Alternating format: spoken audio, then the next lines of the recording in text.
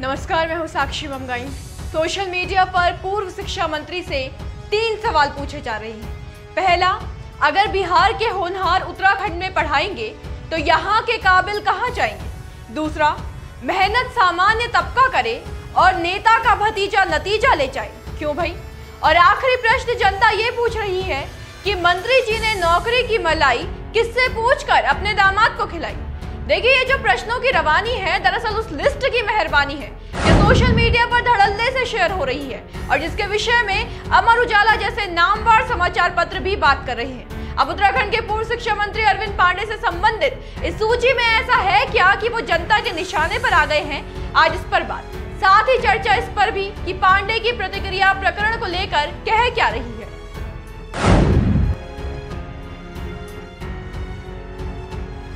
धामी सरकार के पहले कार्यकाल में शिक्षा मंत्री रह चुके अरविंद पांडे से जुड़ी एक वायरल सूची इंटरनेट पर तेजी से वायरल हो रही है। इस लिस्ट ने प्रदेश में कई भर्ती घोटालों के बीच अब उनके कार्यकाल में भी हुई नियुक्तियों पर सवाल खड़े कर दिए हैं। दरअसल वायरल सूची में यह कहा जा रहा है कि अरविंद पांडे ने मंत्री रहते हुए शिक्षा एवं पंचायती राज विभाग में अपने 8 रिश्तेदारों को नौकरी दिलाई है। देखिए, ये बेहद गंभीर आरोप है और सूची की पुष्टि अभी मीडिया नहीं कर रही। हालांकि कुछ मीडिया हाउसेस ने जनता के आरोपों का जिक्र जरूर अपने प्लेटफॉर्म पर प्राथमिकता से किया है। खैर, अपने जिन रिश्तेदारों की नियुक्ति के इल्जाम में पांडे घिर रहे हैं और जिनकी वजह से शिक्षा जैसे विभाग पर दाग लगाने के लिए पूर्व मंत्री को फटकार पड़ रही है, वो थोड़े चौंकाने वाले हैं। कैसे, वो समझते हैं।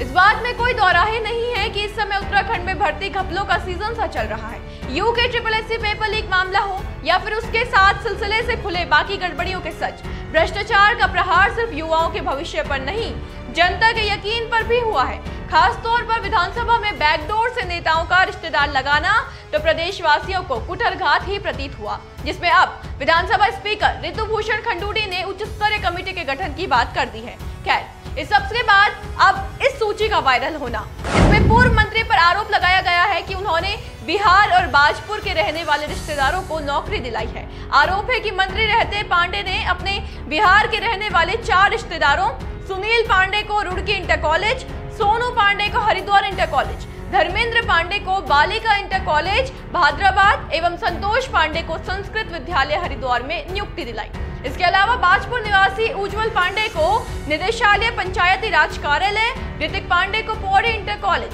जय किशन पांडे को जसपुर आदित्य इंटर कॉलेज एवं राजू पांडे को गुलरभोज इंटर कॉलेज उधम सिंह नगर में नौकरी दिलाने की बात भी वायरल सूची में कही जा रही है। अच्छा, एक बार ये जान लीजिए कि नियुक्त हुए इन लोगों से अरविंद पांडे के रिश्ते क्या बताए गए हैं।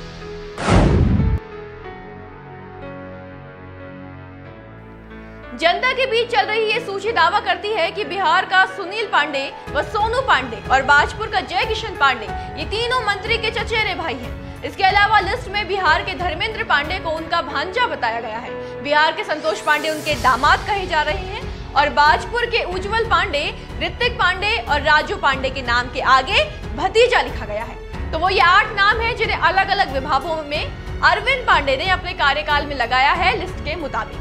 देखिए, इस वक्त जनता भारी आक्रोश में है, कह रही है कि बजाय मान की सिंचाई के माननियों की खिंचाई ही होगी अगर छल के नल से बेमानी पानी की तरह बही है तो। हालांकि लोगों के तमाम इल्जामों को विधायक अरविंद पांडे ने सिरे से नकार दिया है। चलिए प्रकरण में उनकी प्रतिक्रिया जानते हैं। समाचार पत्र अमर उजाला की खबर के मुताबिक अरविंद पांडे आरोपों को नकार रही हैं। उन्होंने कहा है कि उनके शिक्षा मंत्री बनने से पहले विभाग में होने वाली नियुक्तियों में पैसा चलता था, लेकिन उनके मंत्री बनने के बाद सभी नियुक्तियां पारदर्शी तरीके से हुई। भर्ती में गड़बड़ी की किसी तरह की कोई गुंजाइश न रहे, इसके लिए उन्होंने 25 अंकों के साक्षात्कार को 5 अंक का करवाया। इसमें भी हर उम्मीदवार को कम से कम 3 अंक दिया जाना अनिवार्य करवाया गया। पूर्व शिक्षा मंत्री का कहना है कि उन्होंने अपने रिश्तेदारों को नियुक्तियां दिलाई या नहीं, ये हकीकत सबके सामने आ जाएगी। यदि कहीं कुछ गलत हुआ है तो उसकी जांच होनी चाहिए। तो भाजपा के तेज तर्रार नेता माने जाने वाले अरविंद पांडे का मसले में कुछ ऐसा कहना है। अच्छा, जिन्हें जानकारी नहीं है उन्हें ये बता दें कि अरविंद पांडे धामी सरकार के पहले कार्यकाल में मंत्री थे, लेकिन किन्हीं कारणों से उन्हें धामी कैबिनेट 2.0 में जगह नहीं दी गई।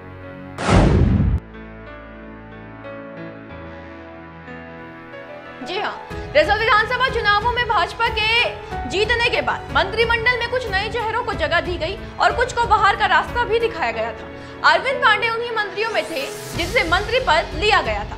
कारण युवा नए चेहरों को तरजीह देना बताया गया, पर जानकार अब भी मानते हैं कि विस चुनावों में पांडे पर लगे भीतरघात के आरोपों के कारण उन्हें सरकार में दायित्व नहीं दिया गया। खैर, तब के आरोप अलग थे, अब के अलग हैं और बेहद गंभीर हैं, जिसमें सच्चाई कितनी है समय नहीं बल्कि समय से हुई जांच ही बता सकती है। मामले पर यदि सरकार कोई संज्ञान लेती है तो अपडेट आप तक जरूर पहुंचाएंगे। बस बने रहे देवभूमि इनसाइडर के साथ। आज ही डाउनलोड करें देवभूमि इनसाइडर ऐप।